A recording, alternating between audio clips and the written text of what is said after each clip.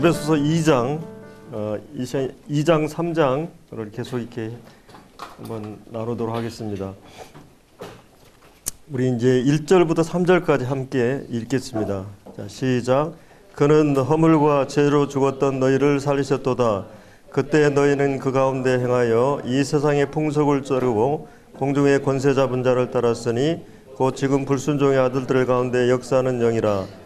전에는 우리도 다 그 가운데서 우리 육체의 욕심을 따라 지내며 육체와 마음에 원하는 것을 하여 다른 이들과 같이 본질상 진노의 자녀였더니. 이제 여기에 보면은 그 사도 바울이 1장에서는 하나님의 능력에 대한 부분을 이제 언급을 했습니다. 근데 이제 오늘 이 본문에서는 이 하나님의 능력과 함께 하나님의 성품이 이제 나타나고 있는 모습 보게 됩니다.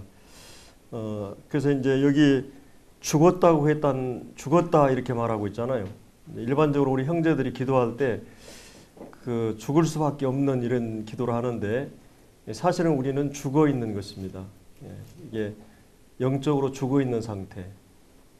영적으로 하나님과 관계가 이제 단절되고 분리된 그런 상태가 죽었다 이렇게 표현하는데, 이 죽었다는 표현처럼 이제 좀 강렬한 그런 표현이 없죠. 죽음이라고 하는. 근데 우리의 하나님 앞에 실상을 표현할 때 죽었다 이렇게 표현하고 있습니다. 자, 그러면 여기서 왜 죽었다고 그랬습니까? 무엇 때문에 죽었어요? 허물과 죄로 너희 죽었던 너희를. 사실은 이제 죽었다는 말은 다른 말로 하면 이 분리됐다는 말입니다. 분리됐다는 말이고, 물론 이제 에베소서 2장은 크게 두 가지 부분, 이제 이 우리의 구원을 중생을 통해서 표현하는 부분이 있고, 그다음에 이제 후반부로 가서는 11절부터 마지막 절까지는 이렇게 이제 관계가 회복되는 것으로, 수직적으로 하나님과 관계가 회복되고 수평적으로는 인간과 인간과의 관계가 회복되는, 이것이 이제 저희들이 이제 구원받은 과정을 설명해주고 있는. 자, 그러면 이제 여기서 죽었다고 했을 때는 이것은 나무로 얘기하면 이제 꺾꽂이가 있잖아요. 이 꺾꽂이는 죽었어요, 살았어요? 죽었다고도 볼 수 있고 또 아직 살아있는 거죠. 우리 인생이 70년, 80년 꺾꽂이 인생처럼 하나님의 생명에서 분리되어 있기 때문에 결국은 이제 죽어가고, 또 어떤 의미에서 죽어 있다고 볼 수 있습니다. 또 어떤 의미에서 살아 있다고 볼 수 있는데, 그러나 이제 우리가 그 뿌리에 다시 접목을 하면 살아나게 돼 있어요. 이제 여러분이 이 인생의 70년, 80년은 하나님 앞에 기회가 되죠. 다시 접목을 할 수 있는 기회가 돼요. 살아있는 동안에 다시 접목을 하면 하나님과 영원한 관계가 회복되는데, 자, 이렇게 뭔가 분리되었을 때, 하나님의 생명에서 이제 끊어졌을 때, 그래서 성경은 이제 죽음이라고 합니다. 그래서 여러분들이 전기선이 딱 분리되면 어떻게 돼요? 냉장고에 모든 그 음식들이 썩게 되고 부패하고, 이제 겨울에는 춥고 여름에는 덥고. 자, 이 선이 끊어져 버리면, 하나님과 관계가 끊어지면서부터 사실은 인간의 타락이나 부패가 오기 시작한 거예요. 결국은 이제 하나님 관계가 이제 회복돼야 되는데, 그래서 여러분들이 그 전화도 불통이 나거나 그 텔레비 방송국은 실제하고, 그런데 이제 화면이 나오지 않을 때는 어떤 경우겠어요? 그 코드가 빠져 있든지, 아니면 이 고장이 났든지, 아니면 이제 성도들은 주파수가 맞지 않든지, 그러면 이제 화면이 나오지 않죠. 분명히 하나님이 실제하지만은 이게 분리되었을 때 이제 이런 현상이 나타나는데, 이 하나님과 우리의 관계도 이렇게 분리가 된 상태입니다. 그래서 근데 이제 죽어 있는데 또 어떤 의미에서 또 살고 있는 것이에요. 살아가고 있는 세 가지 모습이 쫓는다는 말이 나오는데, 2절에 보면 그때를 설명하고 있는데, 너희는 그 가운데서 행하여 이 세상의 풍조를 따르고 공중의 권세 잡은 자를 따랐으니 곧 지금 불순종의 아들들 가운데 역사하는 영이라. 이제 3절에도 전에는 우리도 다 그 가운데 우리 육체의 욕심을 따라 지내며 육체와 마음이 원하는 것을 하여 다른 이들과 같이 본질상 진노의 자녀였더니. 자, 그러면 이제 사단이 사람을 끌고 가는 데는 무엇으로 이제 사람을 끌고 가냐면 이제 토끼와 사람은 기만 잡으면 된다고 그래요. 그래서 사람은 사람에게 이제 두 가지, 하나는 이제 사람의 가장 중요한 생각을 사로잡고 또 한 가지는 인간의 이 본능, 욕구를 이제 통해서 하나님께서 우리를 사단이 우리를 끌어갑니다. 그래서 이제 여기 보면은 그 공중의 권세 잡았다는 말은 이것은 보이지 않는 세계, 정신 세계를 사로잡는단 말입니다. 사단은 실제 이제 영적인 존재로서 우리의 생각을 통해서 역사하게 돼 있어요. 그래서 아담과 하와를 최초로 타락하게 할 때 이 그들의 생각을 이제 사로잡거든요.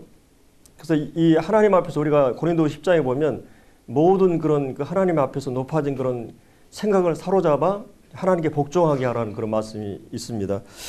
그래서 이제 사단은 이 가룟 유다에게도 예수님 팔려는 생각을 집어넣어요. 성도들도 계속 이 생각을 통해 시험을 하게 되죠.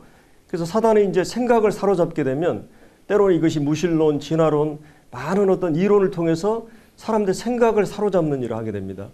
그래서 이 모든 생각이 스쳐 지나가지만 그것이 사단으로부터 오는 생각인지 아니면 하나님께로부터 오는 생각인지 똑같이 이제 우리도 성경에 보면 생각한데 이런 말씀이 굉장히 많이 나오죠. 사도 바울이 거기 생각한데 하는 말은 뭐 충동적이거나 즉각적인 그런 생각이 아니라 그 어떤 고난이나 시련이 왔을 때 가만히 생각해 보는 것이요. 하나님이 그 내 생애 속에 주셨던 말씀들을 근거로 해서 생각을 굴려가는 것이에요. 그래서 이 생각을 해보니까 우리가 받는 이 고난이 얼마나 가치 있고 의미가 있는가. 그래서 성경은 우리에게 계속 생각하라고 말하고 있어. 생각하라. 이 생각한데 이런 말씀이 이제 많이 나오죠.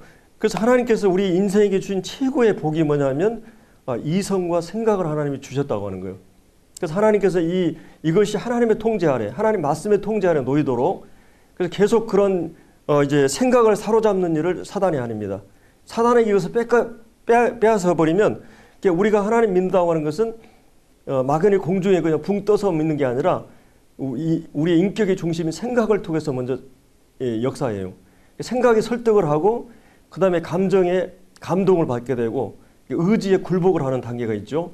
근데 여기에 이제 이 욕망이라고 하는 것도 하나님이 우리에게 주신 참 귀한 선물이죠. 식욕이나 성욕, 이 자본주의를 움직이고 있는 뭐 원동력이고 에너지가 바로 이런 이 욕구입니다.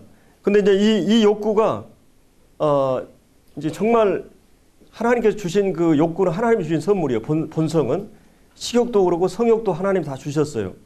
근데 이것이 이제 어떤 도를 넘어갈 때 그게 죄가 되는 것이요. 욕심이 잉태한즉 죄가 되고 탐심이 우상숭배가 되고. 그러니까 하나님이 마치 우리가 이제 이 불이라든지 물은 우리 이 사람에게 참 유용하잖아요. 근데 그걸 잘 통제됐을 때는 얼마나 필요하고 우리 자매님들이 이제 가스불이라든 이런 것들은 잘 통제됐을 때, 근데 이것이 통제를 벗어났을 때는 파괴적이 돼요. 내 인생을 불사르고 집을 태우고 막 이렇게 되잖아요. 그렇기 때문에 하나님이 우리에게 주신 이 성도, 이 기독교는 그러니까 금욕주의도 아니고 쾌락주의도 아니에요. 중용주의라고 할 수 있어요. 우리에게는 쾌락을 하나님이 허락하셨어요. 다만 이것은 이제 통제 아래서의 합법적인 결혼이라는 선 안에서 하나님이 성을 사용하고 즐기라고 주셨죠. 그러면 다른 모든 여성들에 대해서는 금욕적이어야 돼요. 이거 그러니까 금욕주의나 쾌락주의가 아니에요. 하나님이 주신 이 본성을 이렇게 이제 어떤 죄를 위해서나 악한 일을 위해서 사용하지 말고 다만 이것이 의욕으로 선한 일을 위해서 열심을 내고, 아까 우리가 이제 감독은 선한 일을 사모한다 했을 때 이 사모라는 말이 이 원래는 이제 이 사모라는 말이 야망이란 말이에요. 이게 이제 예수님이 유월절을 먹기 원했다 했을 때 쓰는 말이에요. 예수님이 거룩한 욕구를 쓸 때 똑같이 쓰는 말이고, 이게 다른 성경에는 정욕으로 번역이 되어 있어요. 정욕. 우리가 하나님이 주신 이 욕구를 악한 일에 쓸 때 이걸 정욕이라고 그래요. 그래서 하나님께서 주신 이 욕구라든지 이성들을 하나님이 원하시는 대로 잘 활용하는 이것이 이제 필요한데 사단은 이런 거를 사로잡아 가지고 사람들을 끌어갑니다. 어마어마한 이론들을 만들어서 사람들을 사로잡고 또 사람들의 욕망을 이 쾌락주의라든지 이 성적인 타락이나 이런 뭐 이 음식에 대한 뭐 여러분 결국은 행복은 심리학자들이 뭐라 그래요? 제가 서울대 이런 그 대학생 심리학자들이 모여가지고 대학 교수들이 결국은 행복의 극치는 그 식도락에서 나온다고 그랬어요. 예. 결국은 이 노마 시대의 폐망도 그래요. 결국은 사람들은 그 유치한 그런 어떤 쾌락을 추구하고 있는 거죠. 물론 우리가 하나님께 주신 그 먹은 것을 즐겁게 먹고 또 이렇게 또 감사함으로 먹고 또 커피 마시는 것도 얼마나 즐거워요. 이 모든 이런 작은 즐거움을 우리가 다 억제하는 것이 또 경건이다 그렇게 말할 수 없어요. 하나님 주신 것들을 잘 나누되 그런 것들이 내 삶의 어떤 중심이 되고 이 돈도 학문도 다 이게 중성이에요. 악도 선도 아니에요. 그것이 돈을 사랑할 때 악이 되고 그것을 선용할 때 그것이 여러분들이 헌금을 할 때 어떻게 해요? 그것이 내가 하나님을 향한 사랑과 믿음에 대한 표현이에요. 하나님에 대한 믿음과 사랑은 그 물질왕을 통해서 내 마음을 표현하는 거죠. 그래 이런 건 다 필요한 건데 다만 이것이 주인이 된다든지 내 중심에 하나님보다 사랑한다든지 이런 것이 될 때 우상이 되고 악이 되는 거죠. 그래서 이제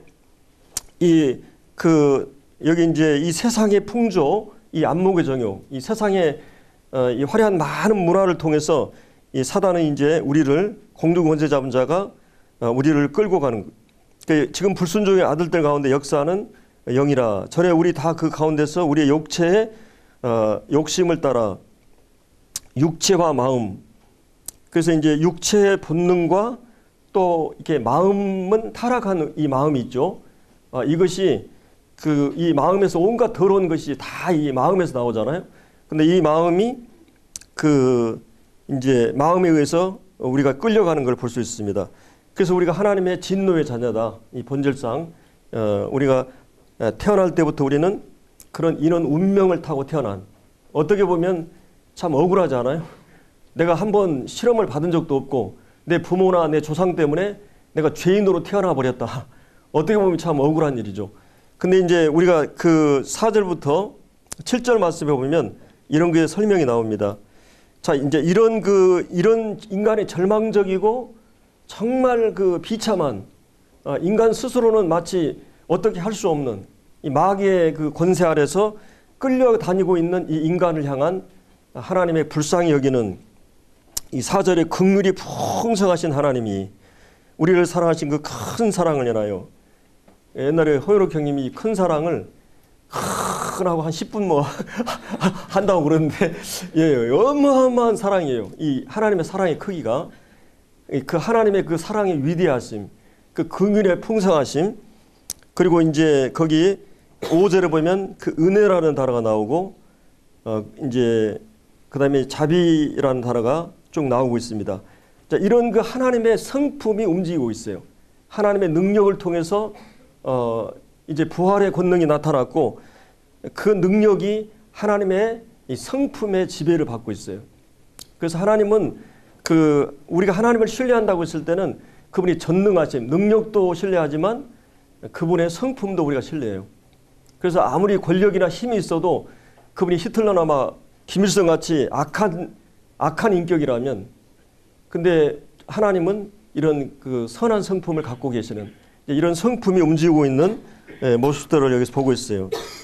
그래서 여기 이제 그러니까 여러분들이 구원하신 그 구원의 근거는 뭐예요?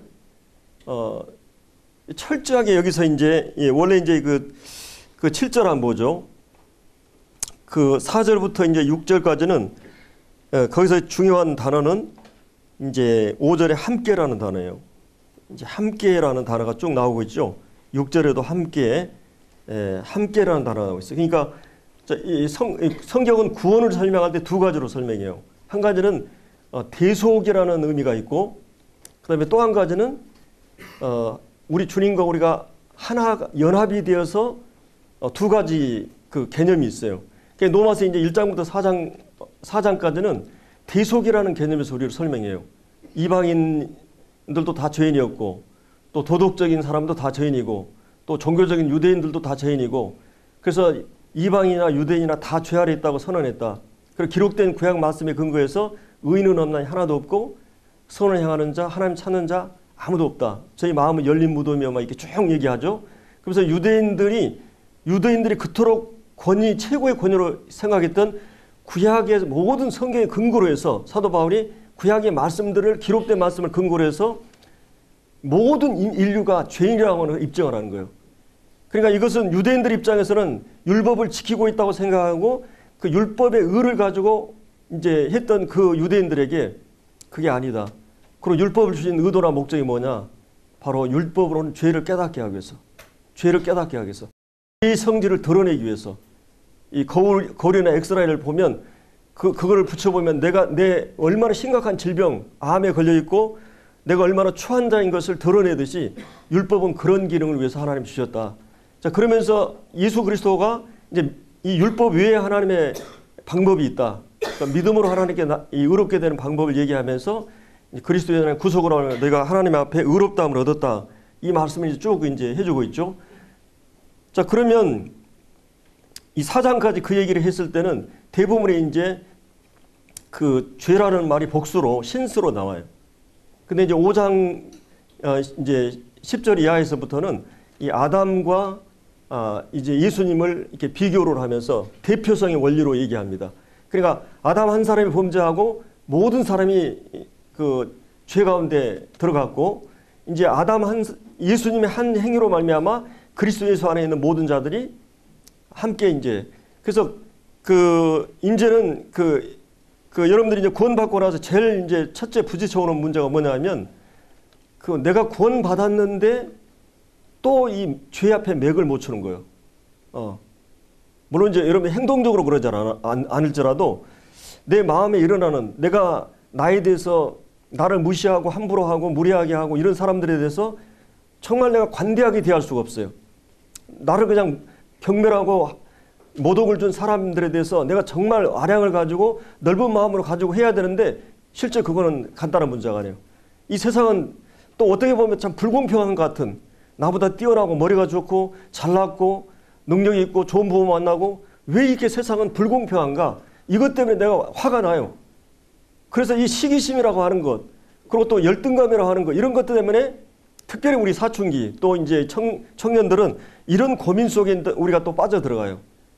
그리고 내가 그런 뿐만 아니라 이 죄에 내 안에서 일어나고 있는 죄의 모든 문제들을 해결하는 게 간단한 문제가 아니에요. 나는 죄의 형벌로부터 단번에 영원히 구원받았지만 다시는 이거에 책임이 없어요. 정죄함이 없다고 그랬으니까. 그러나 여러분 안에 죄의 세력이라고 하는 죄에 실제 하고 있는 힘이 여전히 죄의 본성이 내 안에 꽈리를 틀고 내 안에 살아있어요. 그리고 구원받은 10년, 20년 돼도 여전히 똑같은 내가 이거밖에 안 되는가 하는 좌절과 절망할 때가 얼마나 많아요. 이 죄의 문제는 간단한 문제가 아니에요. 자, 그런데 일반적으로 이렇게 이제 기독교계 설교를 보면 도덕 설교를 많이 해요. 윤리 설교를 많이 합니다. 그럼 모임의 이 선배들은 뭘 발견했냐면 이 죄 문제가 간단한 문제가 아니라는 것이. 그래서 로마서 5장부터 8장의 문제를 심도 있게 다룹니다. 그리고 성화에 접근할 때 이거를 이제 거기서 이제 성화의 원리를 거기서 끌어내는 거죠. 그래서 그 부분에 대해서 우리가 여러분이 구원받고 나서 이거 해결되지 않으면 방황을 많이 해요. 정신적인 이게 정리가 안 되니까.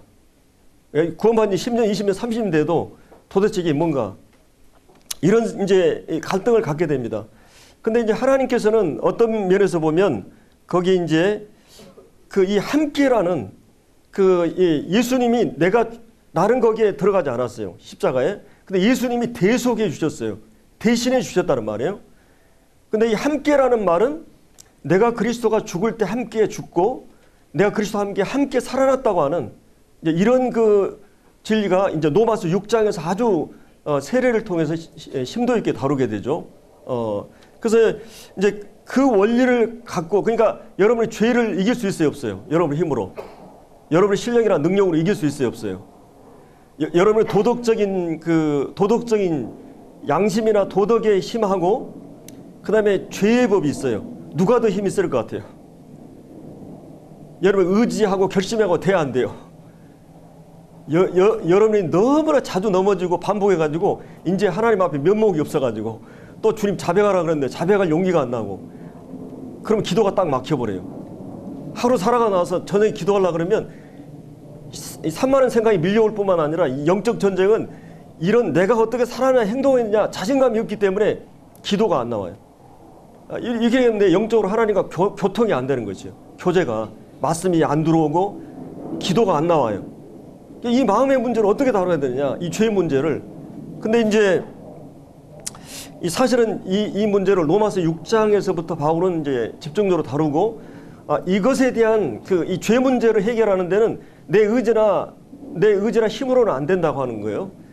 근데 다만 이제 두 가지가 있어요. 한 가지는 이 죄 문제 앞에서 내가 죽어야 돼요. 또 한 가지는 이 죄보다 더 강한 힘이 있어야 돼요. 그게 이제 로마서 8장에 나오는 이 성령의 힘으로 우리가 성령을 쫓아 행하게 되면 율법의 요구를 이루고 이 죄의 세력을 이기게 돼요. 육체의 소욕을 이기게 되고.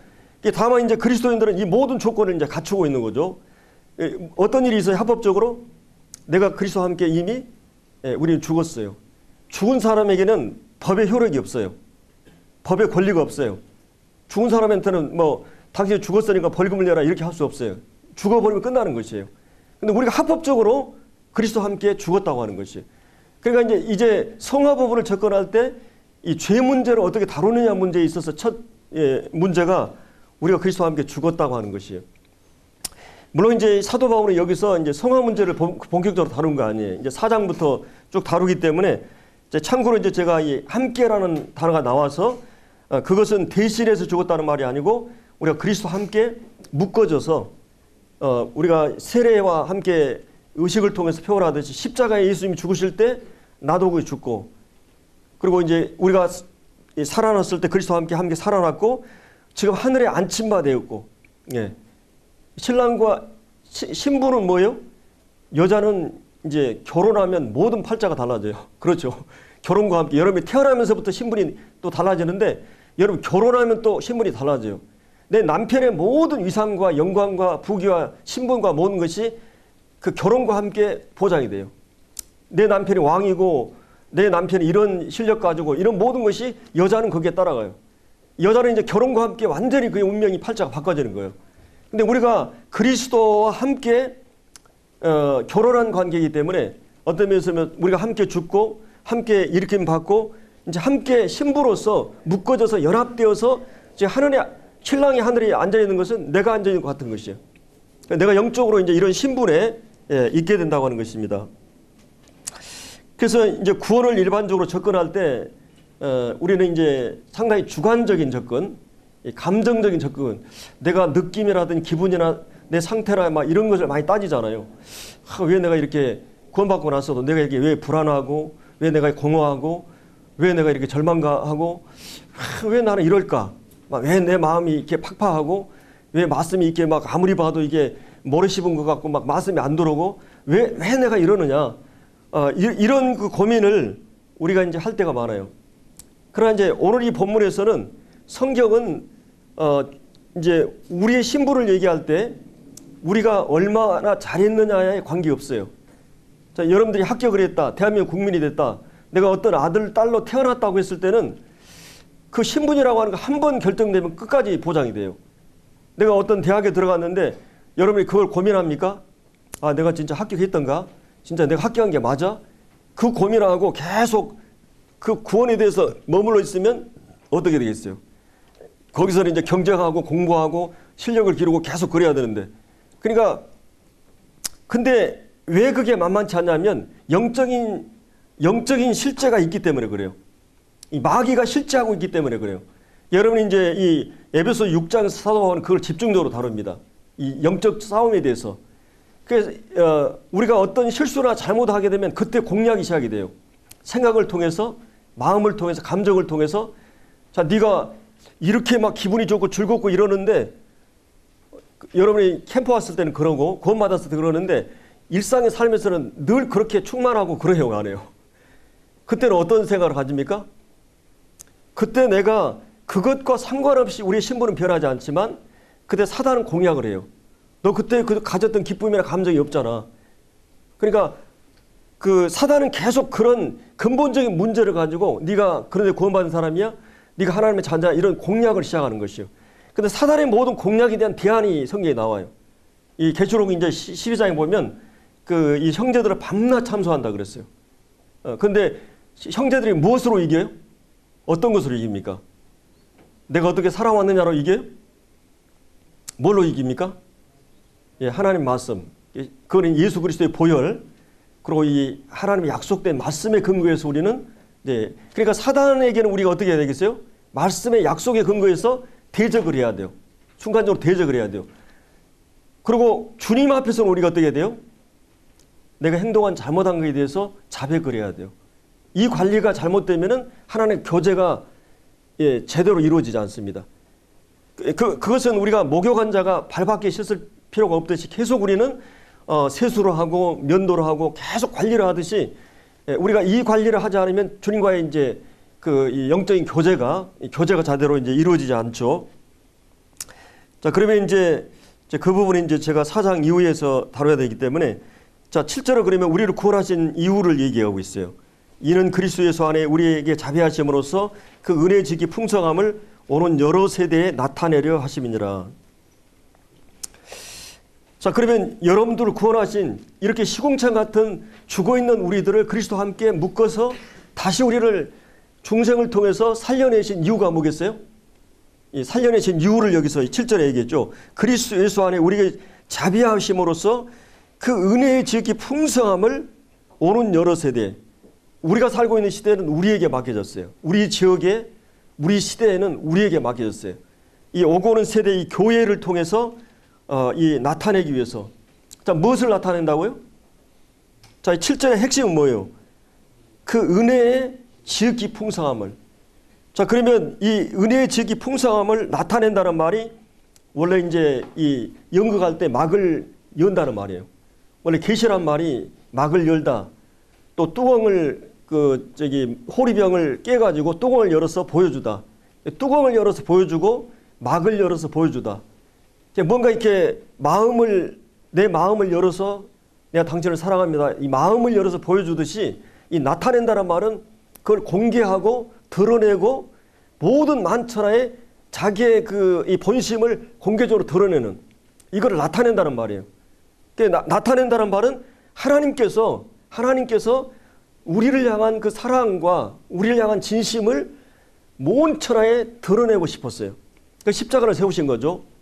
근데 이제 그 하나님의 그 은혜들을 교회를 통해서 드러내시기 원했어요. 하나님 온 천하에 하나님 자신이 거룩하시고 의로우시고 하나님 자신의 사랑이 이렇게 풍성하고 큰 사랑을 가지고 있는 것을 모든 이 만천하에 변증하기 위해서 주님께서 십자가를 세우셨고 그 십자가의 사랑을 입은 자들이 이 은혜를 드러내기 위해서. 자, 그러면 그 은혜라고 하는 것은 무슨 말이에요? 이제 그 은혜라는 말이 이 8, 9절에 나오죠. 그 은혜를 위하여 믿음을 알면 구원을 얻었나니 이것이 너에게서 나는 것이 하나님의 선물이라. 행위에서 난 것이 누구니 자랑치 못하게 합니다. 그 은혜가 예수 그리스도 안에 그 은혜가 풍성하게 드러나 있고 또 우리가 구원받는 과정에서 성령을 통해서 이 은혜를 하나님이 은혜로 주신 것을 깨닫게 하시고 우리는 전적으로 하나님의 은혜로 오늘 우리가 여기 서 있는 거죠.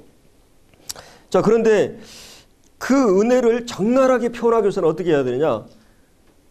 이게 좀 궤변같이 들릴지 모르지만요. 하나님께서 인간을 타락함을 의도하진 않았지만 하나님이 인간의 타락을 계획하진 않았지만 타락을 허용하신 것은 하나님의 무한한 그 긍휼과 은혜를 우리에게 베풀기 원하셨어요. 여러분, 그거 이제 제 말이 성경적으로 뒷받침이 돼야 되기 때문에 우리 로마서를 잠깐 한번 보죠. 로마서 11장 29절. 하나님의 은사와 부르심에는 후회하는 힘이 없느니라.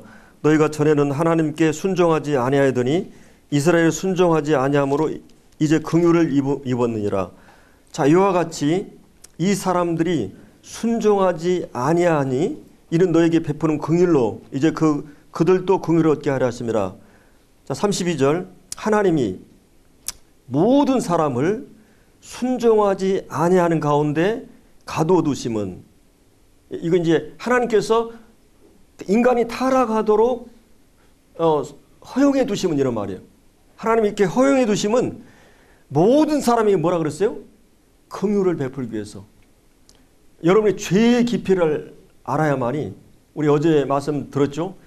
우리가 하나님 앞에서 얼마나 우리의 영혼과 중심이 속속들이 죄로 드변벅이 됐고 하나님 앞에서 얼마나 역겨운 존재인가, 하나님의 진노의 대상인 것을 우리가 알아야 됩니다. 근데 이런 하나님께서 이런 모든 것을 하신 것은 하나님께서 그의 긍휼과 은혜를 베풀기 위해서. 그래서 그 죄의 깊이를 알지 못하면 그 은혜의 깊이를 알지 못해요. 그러니까 하나님께서 역사에 이런 모든 것을 허락하신 것은, 그래서 사실은 사도 바울은 이것을 논리적으로 설명할 수 있는 능력을 상실해 버렸어요. 왜냐하면 그 논리는 한계가 있기 때문에. 그래서 사실은 33절에 보면 깊도다 하나님의 지혜와 지식의 풍성하며 그 판단은 우리가 헤아릴 수 없다. 그리고 그 길은 찾지 못할 것이로되 누가 주의 마음을 알았느냐, 누가 그의 모사가 되었느냐. 그러면서 하나님께 하나님의 하나님 되심에 대해 찬양을 토해버려요. 이게 이탈 구문이고 파격 구문이에요. 그건 하나님 자신에 대해서 논리 한계를 느낄 수밖에 없어요. 그분이 지혜 앞에 인간이 그 어떤 것으로 발설할 수 없기 때문에, 그렇기 때문에 이 하나님께서 우리 인간에게, 인간이 이런 절망적인, 다시 이제 에베소서 2장에 나오는 이런 그 상태로 하나님이 허락하신 것은 하나님께서 그의 긍휼을 베풀고, 그래서 이제 이 은혜의 지극히 풍성함을 우리를 통해서 나타내기 위해서. 자, 그러면 우리가 이 하나님의 은혜를 어떻게 나타낼 수 있겠어요? 하나님의 은혜를 어떻게 나타낼 수 있는가? 자, 여러분이 이제 주님을 섬겨나가면서 자, 이제 예를 들어서 구약의 다윗 같은 경우 그가 주님 믿고 나서 언제 넘어졌어요? 바세바하고 그러면 그때는 언제일 것 같아요? 게을러서요? 예, 게을른 것도 있어요. 태만하고. 그리고 다 전쟁 나가는 낮잠 자다가 일어나가지고 그냥 보니까 이 바세바의 모습을 보고 이제 타락했잖아요. 근데 그러면 그때가 어떤 시점일까요? 다윗이 타락했던 그 시점이, 그가 정말 어린 시절부터 하나님 믿고 참 신실했잖아요. 목동 시절도 그렇고, 또 그가 헤브론에서 7년 동안, 그리고 이제 30에 명실상부한 남북 왕이 될 때까지, 그리고 이제 그 얼마나 많은 전쟁과 하나님께 묻고 하나님 마음에 합한, 그리고 시편에 보면 그의 신앙이 어떠다가 드러나는데, 그 시편 51편이나 시편 32편에 나오는, 그가 넘어지고 나서 이 시를 쓸 때는 우리로 얘기하면 구원받는 한 30년 된 정도가 됐어요. 그러면 이제 다윗이 30년이 된 그 시점에서 어떤 고백을 한지 아세요? 내가 죄악 중에 출생했구나. 내가 잉태할 때 내가 죄인이고 나는 태어날 때부터 죄인이었구나라는 것을 소스라치게 깨달은 적이 언제예요? 그가 주님을 알고 나서, 오랜 세월이 흐르고 나서, 그가 넘어지고 나서 존재론적으로 본질적으로 내가 죄인이었구나, 그것을 깨닫는 것이죠. 그래서 그가 무슨 고백을 하냐면, 하나님이 원하시는 제사는 뭐예요? 상한 심령이라고 그랬어. 하나님 제사를 기뻐하지 않는다는 말은 인간의 선행과 노력과 내가 정성을 가지고 하나님께 바치는 모든 제사가 얼마나 가장한 걸 알게 된 것이죠. 하나님이 원하는 제사는 뭐예요? 상한 심령이다. 그럼 상했다는 말은 무슨 말이에요? 원래 이게 이 로마 3장에 나오는 그 무익하다, 인간은 무익하다 했을 때, 이 소금이 맛을 잃었을 때, 두부가 상했을 때 쓰는 말이에요. 여러분이 상했다는 말은 인간은 상해 있어요. 상한 심령이란 말은 내가 쓸모없는 존재이군요. 내가 정말 형편없는 죄인이군요. 그래서 하나님의 은혜가 아니면 나는 설 수 없는 자이군요. 하나님이 은혜를 필요로 하는 조건, 내가 하나님의 은혜 없이는 설 수 없는 자인 것을 고백하는 태도, 그것이 바로 상한 심령이에요. 정말 여러분의 인생에 정말 주님 아니면 내가 설 수 없는 자이군요. 그걸 여러분이 구원받고 나서 가면 갈수록 깨달은 게 성화라고 하는 것이에요. 내가 뭐 구원받고 나서 내가 좀 괜찮다 잘났다 이것이 아니고 주님의 빛 앞에 주님의 인격 앞에 그 주님을 알아간다고 하는 것은 나의 나됨을 알아요. 이것을 성경 어떤 원리로 찾아볼 수 있어요. 여러분 베드로, 바울, 모세, 그 다음에 지금 다윗 다 마찬가지예요. 여러분이 바울이 뭐 위대하다, 뛰어나다 그래서 하나님이 그 쓸 것 같아요? 바울 같은 분은 얼마나 대단한 분이었습니까? 제가 설명을 하지 않아도 여러분 그 바울의 그 찬란한 어떤 이력서 그런 놀라운 그런 그 경력에 대해서 우리가 이 빌립보 3장에서 나오죠. 세상에서 정말 이 부러울 거 없는 그런 탄탄대로가 열린 그런 사람이었는데 그분이 이제 주님을 알고 나서 그가 하나님께서 그를 다루기 위해서 그 몸 안에다가 가시를 두었어요. 그리고 끊임없이 그 정기적으로 환난을 허락하셨어요. 그리고 내가 하나님만 의지하도록 하는 조건을 인생 전체에 허락하신 거예요. 그리고 그 가시를 하나님께서 이 가시를 빼주기를 위해서 기도했는데 하나님 그걸 고정시켜 놨어요. 왜 그렇습니까? 사단이 다루는 그 가시를 그것은 그 능력을 머물게 하기 위해서 그가 자고하지 않게 하기 위해서 인생이라는 게 그거예요. 여러분이 나라고 하는 존재가 어떤 존재인가? 내가 20년 30년 주님 잘 섬겼으니까 어느 날 괜찮을 것 같습니까? 그것도 주님의 은혜예요. 내가 나에 다닌 것은. 그렇기 때문에 내가 베드로도 마찬가지예요. 얼마나 승승장구했습니까? 신앙 고백할 때도 막 뭐 예수님 십자가 죽는다고요. 막 이게 그랬을 때 주님이 사단아 물러가라 그러잖아요. 성경에 사단아 물러가라는 말은 2번 나와요. 신약에. 예수님이 광야에 시험할 때 하고 베드로에게 한 말이거든요. 그리고 그가 막 예수님이 십자가에 달려 돌아가기 전에 얼마나 막 대단했습니까? 근데 그가 넘어지고 나서 아 내가 나를 의지하고 있었구나. 내가 이렇게 자만했구나. 나도 모르는 사이에 그가 사실은 베드로처럼 훌륭한 신학교 나온 사람 있어요? 예수님이 직접 배웠어요. 하나님을. 하나님 보고 날마다 동고동락하고 그 능력과 그 말씀을 직접 경험한 사람이에요. 근데 그 사람이 어떻게 주님의 십자가 앞에 자기 목숨 딱 내놓으라니까 벌벌벌 떨고 예수님 저주하고 막 맹세하고 부인해버리잖아요. 인간이 대단한 게 아닙니다. 물론 저는 칼을 2번 전도하다가 2번 칼 맞을 뻔했어요. 예수 믿으면 죽인다는 거예요. 여러분 그때 어떻게 하겠어요? 저희 형님이 한 가닥 한 분인데 너 죽이겠다. 이렇게 막 피투성이가 됐는데 저 거절하지 않았어요.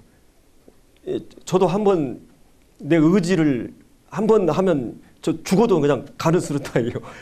내가 그게 훌륭한 믿음이 있어서 그런 것도 아니에요. 근데 그 한 번은 전도하는데 이 며느리 교회 못 나오게 하라고 시칼로 막 여기 찔러고 하는데도 전 그건 거절하지 않았어요. 그게 중요한 게 아니라 정말 죽음 앞에 베드로는 거기서 자기가 얼마나 연약한 것을 느낀 거예요. 그래서 그가 깨달은 것은 아 내가 하나님의 은혜가 아니고는 설 수 없는 자이구나. 그런 사람들이 모여있는 게 교회예요. 교회는 은혜를 입은 사람들이. 그러면 여러분들이 누가 주님을 사랑하느냐? 정말 주님을 사랑하는 사람이 누군가요? 주님을 알면서 나를 알아가는 것이. 주님의 완전한 표준 앞에. 그분을 아니까 내 주제 파악이 돼요. 아 내가 이것밖에 안 되구나. 나는 이런 존재구나. 그래서 계속 알아가면서 그래서 나는 한순간도 주님의 은혜가 아니고는 주님을 의지하지 않고는 설 수 없는 자인과는 이거를 훈련하기 위해서 이 삶이 우리에게 허락된 거예요.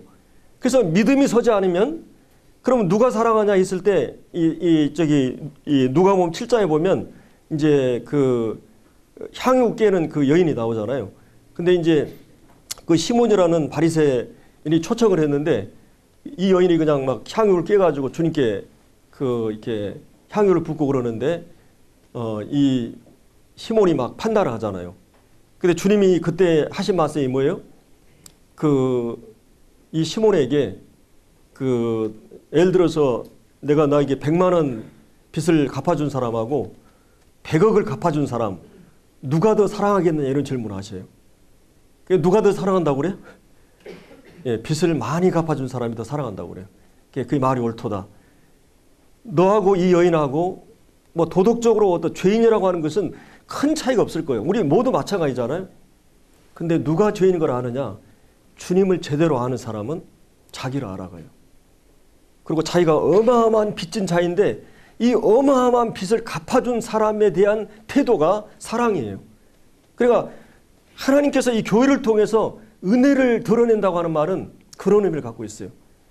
정말 우리가 주님을 제대로 배우고 있는가, 십자가의 의미를 제대로 알아가고 있는가, 나를 알아가고 있는가, 이 씨름은 정말 하나님의 은혜로 내가 여기 서 있구나. 그 은혜를 아는 사람들이 모여있는 공동체. 다른 말로 하면 은혜는 반드시 두 가지 점을 나타나요. 한 가지는 겸비함입니다. 왜냐하면 이 팔복에 보면 주님을 알게 되면 누가 겸손할 수 있어요? 누가 심령에 가난할 수 있어요? 누가 심령에 가난할 수 있어요? 지금까지 제가 얘기한 거 안 들었어요? 예, 진짜 잘생긴 사람 보면 내가 못생겼구나. 제가 농구 선수한테 가면 내가 키가 그렇게 큰 게 아니구나. 대가 앞에 서면 내 주제 파악이 돼요. 예, 그렇죠? 이 수학으로 얘기하면 분수를 알아요. 예, 근데 주님 앞에 가니까 나를 알아요. 그래서 이 심령의 가난은 언제 일어나냐면 주님 앞에 설 때, 주님 앞에 선 사람 치고 내가 죄인으로서이다. 그렇지 않은 사람 있었어요? 주님 앞에 서는 사람. 주님의 영광 앞에 서면. 이 베드로도 물고기에 바다의 모든 걸 아는 주님 앞에 그냥 나는 죄인으로서이다. 나를 떠나소서. 나는 입술이 부정한 자입니다. 이사야도 죽은 자같이 될 수밖에 없어요. 그러니까 주님 앞에 서게 되면 심령이 가난하게 돼요. 거기서 이 심령의 가난은 상대적인 가난이 아니라 절대적인 가난이에요. 누군가 의존하지 않으면 설 수 없을 때 쓰는 말이에요. 우리 인생이 그런 상태예요. 심령이 가난하게 될 때 나의 상태를 아는 사람이 애통하게 돼 있어요. 탄식하게 돼요. 나를 볼 때 탄식이라. 어떻게 탄식한 사람이 우리가 복이 있다고 그래요? 이 기독교의 역설이에요. 기독교의 윤리는 이 세상 윤리하고 다른 점이에요. 주님을 알게 될 때 나를 알게 되고 탄식하게 되고 자기 주장이나 변명하지 않아요. 이게 온유예요. 혈기 들고 내가 옳다, 네가 옳다 이것이 아니고 내가 주님 앞에 나를 보니까 얼마나 나쁜 놈인가. 이걸 알기 때문에 어떤 형제가 나한테 형제 교만해 그러니까 형제 몰라서 그러지 내가 그보다 더 나쁜 놈이야. 이렇게 생각한 게 온유예요. 온유. 온유하게 될 때 의에 줄이고 목이 마르게 돼 있어요. 의에 대해서 정말 주님으로부터는 의를 갈구하게 돼 있어요. 그리고 거기서 배부르고 만족하게 될 때 다른 사람 긍휼히 여기게 되고 모든 관계에서 화평하게 되고 사실은 이 에베소 2장은 화목이라는 단어거든요. 주제가. 근데 여기 이제 은혜의 지극히 풍성함을 오는 8세대. 그래서 정말 주님을 알게 되고 이런 사람들 어떻게 돼 있어요? 주님을 알면 알수록 이 복음의 깊이를 알아갈수록 내가 은혜로 있구나 하는 사람은 겸비하게 돼 있어요. 겸비한 사람들이 있으면 어떻게 되는 줄 아세요? 거기에 절대 마찰이 있을 수 없어요. 그래서 이 에베소 4장 1절에 성령의 하나 되게 하신 것을 힘써 지키라 할 때 이 두 가지 성령의 하나 되게 하신 것을 얘기할 때 그 평안에 매는 줄을 얘기해요. 평안을 가져오는 줄이 어떤 줄이겠어요? 평안을 가져온 줄. 지금 몇 시까지? 4시 넘었어요? 제가 또 오버를 했네. 네, 죄송합니다. 예. 자, 여기까지 하고 좀 쉬었다가 또 하겠습니다.